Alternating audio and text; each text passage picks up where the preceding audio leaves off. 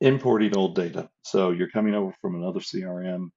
If you are using our advanced implementation or our white glove service, we handle this stuff for you. But if you have a one-off, or if it's later down the road and you have something, or if you're just doing this on your own, I'm going to kind of go over the steps for importing properties and other data. So we'll go into settings, general, and then import. So import, you have phases and statuses, properties, notes, appointments, tasks, and communication logs. Those are the different types of things we can import. Um, phase and status, sometimes people are like, well, why would I need to import that? Well, depending on how you have your current CRM set up, you may have a status of,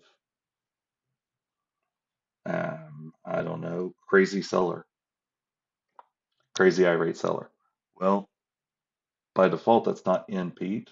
So you could either create that as a status, or you could, if you had more than one, have a file that has all those combinations of phases and statuses, and you could import them in here. If you don't have them, don't worry about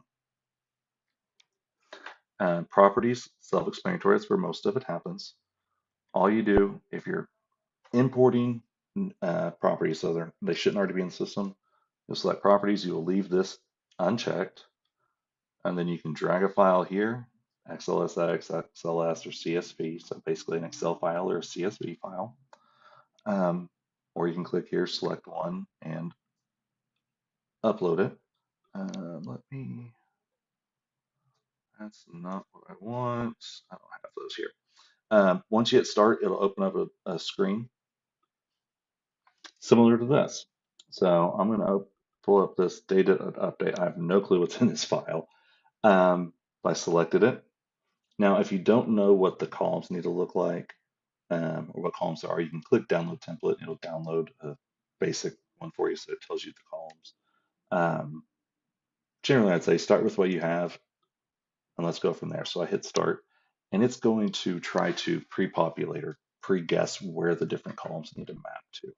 I'm going to come up to the top where we're missing a required header. There's only 4 required headers, but one of them is status. So it's all right, maybe in here somewhere. We have an external ID, street, city, state, zip. Find what they link to. Beds I have here, so I'll just look for bedrooms. Bath. Now, if there's a column that's on your uh, import file that you don't want to import into Pete, like let's say, for instance, this old street, we just leave it blank and it won't import it. If we come through, get everything we need, and then hit import. It's telling me I can't because I don't have phase and status. So system understandably needs to know what phase it is. Is it a lead? Is it purchase, sale, etc.? And then where that goes. So um, my little default or my little test here didn't have those as statuses, but if it did, or as columns, if it did, when I hit import, it would import those files, then let you know if there were any issues or not. If there are issues, you can download the file with those issues so you know what file, which rows you actually have to deal with. If I just want to, let's say, update existing records, so I have all this data that I get from your old CRM, but then you have another spreadsheet where you've tracked how much you sold properties for and how much your rehabs were on them. It's like, oh man, getting those linked between the two, it can happen. Sometimes that's more of a pain for people.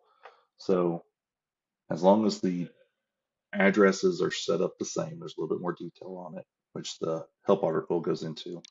But as long as there's enough detail to make sure we know this is this property and this one's this one, we can check update existing records, upload that file, and then when we do it, it's just going to update those few records. So it doesn't need as much data.